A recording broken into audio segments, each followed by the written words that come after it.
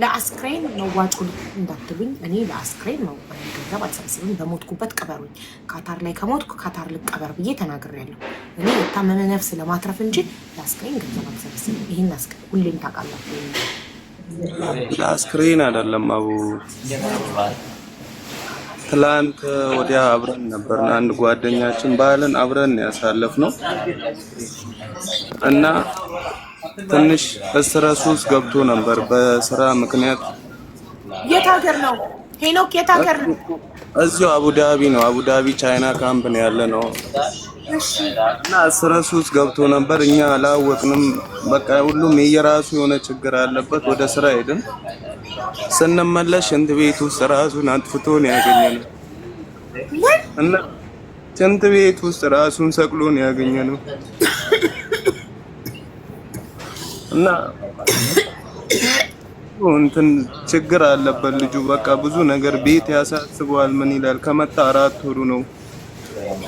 እንደዚህ ሰርቼ ነው ወይ ይሄንን ነገር እንትን ምለው እያለ በጣም ጭንቀት ውስጥ ነበር።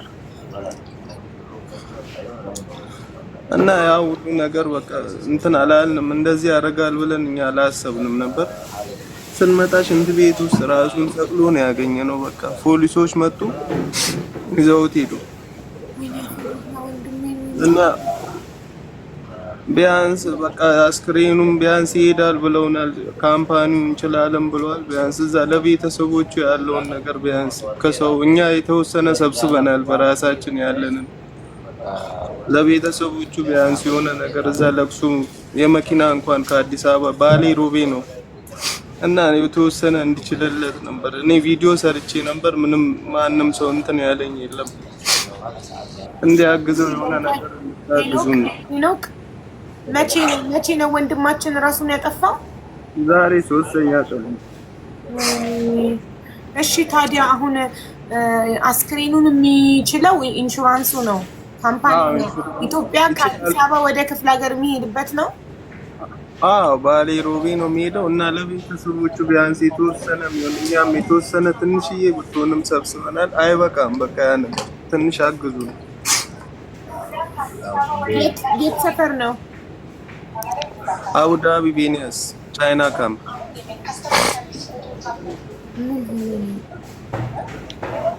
አቡዬ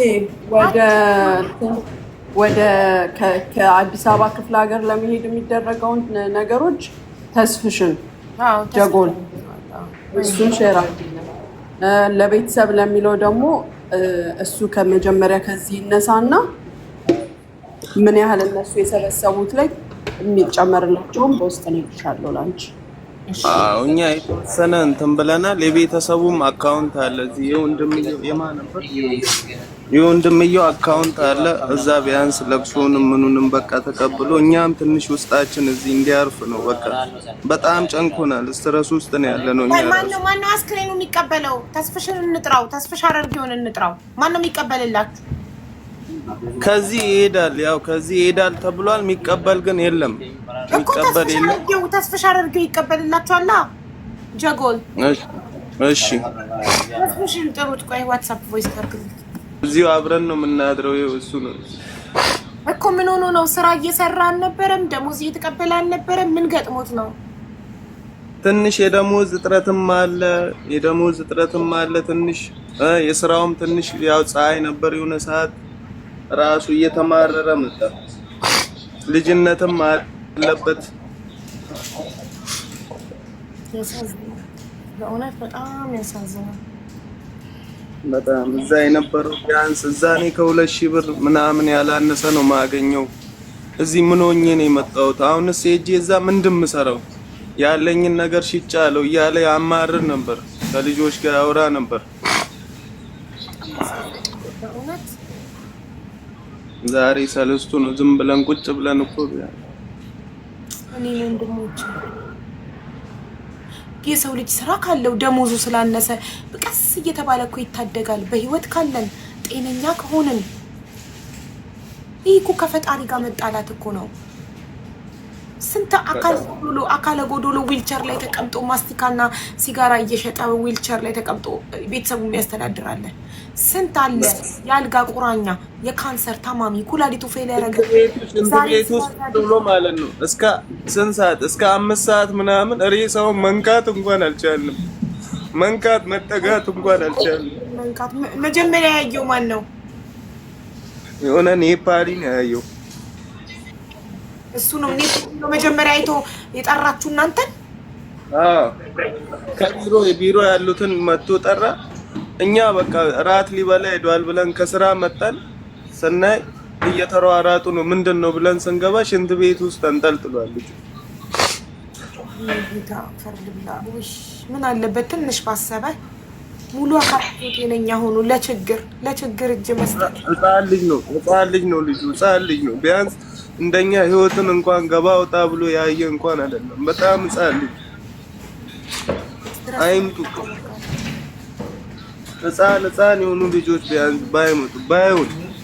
ወይ ከስራ ተባሮ ነበር ወይስ የደሞዝ እጥረት ብቻ? ከስራ ምንም አልተባረረም። በቃ የስራው ቢዚነት ጭንቅላቱን በቃ እዛ እየሰራው ማገኘው ብር እኮ ይሄ እኮ ምንም እኮ አይሆንም።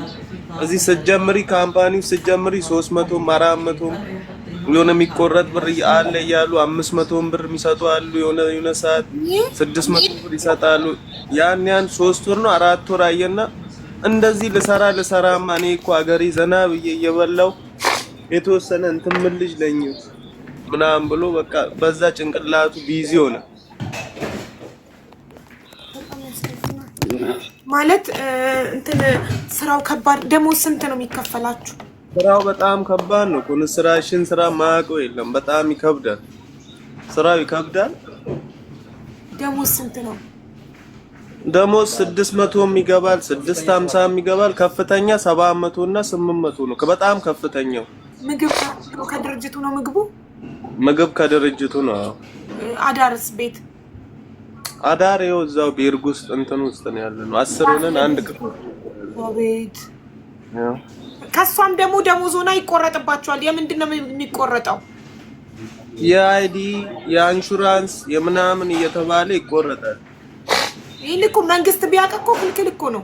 ራሱ ድርጅቱ ይቻል እኮ ነው የሚለው። መኖሪያ ፈቃድም ኢንሹራንስም ራሱ ድርጅቱ ይቻል ነው የሚለው። አንድ ቀን ደግሞ አሞሽ እንኳን አንድ ቀን ከቀረሽ ሆስፒታል ሄደሽ ማስረጃ ምናምን ከሌለ የ2 ቀን ይቆረጥብሻል ምናምን እየተባሉ አሁን ብዙ ያመማቸው ልጆች ለመቅረት አስቢ ስንት ብር አውጥተው መጥቶ ቤተሰብ ይላካቸው አለ። ለመቅረት እንኳን እያመማቸው እየተጨነቁ ያሉ ብዙ ልጆች አሉ። ፈጣሪ ብቻ ጥንካሬውን ይስጣቸው።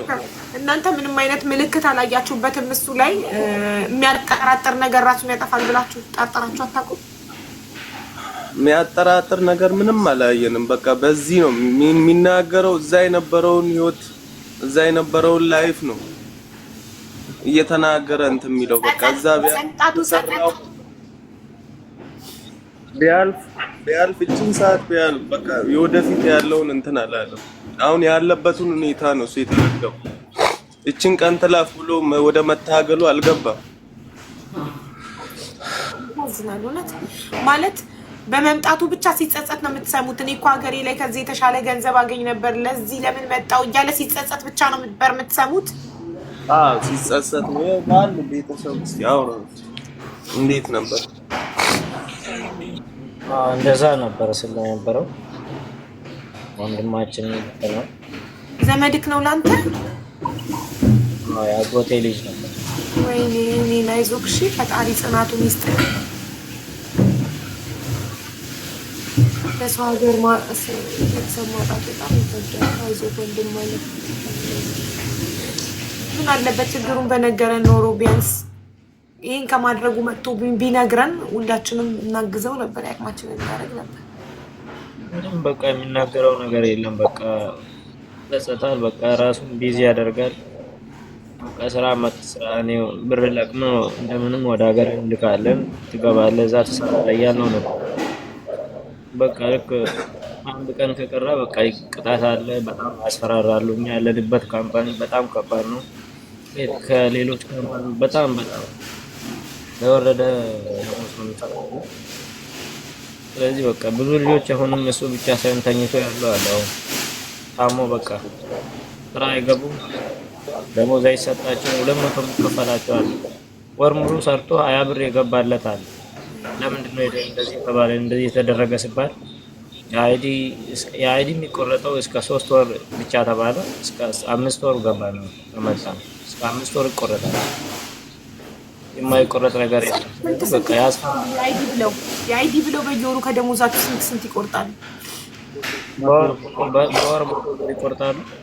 ከ3 ወር ብቻ ነበር የሚቆረጠው። እስከ ዛሬ ድረስ ይቆረጣል።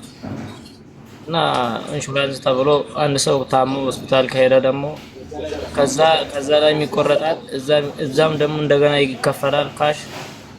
በቃ ያስፈራራሉ። በቃ ታውቂያለሽ፣ እጅግ በጣም የሚያሳዝን ነገር ነው። ያስፈራራሉ። ያ ጭንቀት ለቀቀባቸው። ያጎትክ ልጅ በእድሜም ትንሽ ስለሆነ ጭንቀቱን መቋቋም አቃተው። ፓስፖርታችንም ተይዟል እነሱ ጋር ያለው ፓስፖርታችንም ይዘው ምንም ማድረግ አንችልም። ወደ ህግ አካልም ለመሄድ በቃ ያስፈራራሉ። ልጆች ደግሞ በቃ ስራውን በጣም ከባድ ነው። ደክሟቸው አንድ ቀን ከቀረሰው በቃ 2 ቀን ያባዛሉ። በቃ ይቀጣል። አብሰንት አለብህ ይላሉ። ከዛ ራሱ ይቆረጣል 500 600 ከዛ ደግሞ ራሱ ይቆረጣል። በዚህ በቃ ብዙ ልጆች አሁንም ተጨንቆ ማለት ነው ቤት የሚውሉታል። በቃ አሁንም ብዙ ሰው አለ እግዚአብሔርን ራሱን ሊያጠፋ የተዘጋጀ። እግዚአብሔር ከዚህ ብቻ ያውጣል። በዚህ ፀሐይ በዚህ ሙቀት ኮንስትራክሽን እየሰሩ ደሞዛቸውም ጠብ የማይል ከሆነ ምን አይነት ህይወት ነው? በጣም እኮ ከባድ እኮ ነው ጋይስ።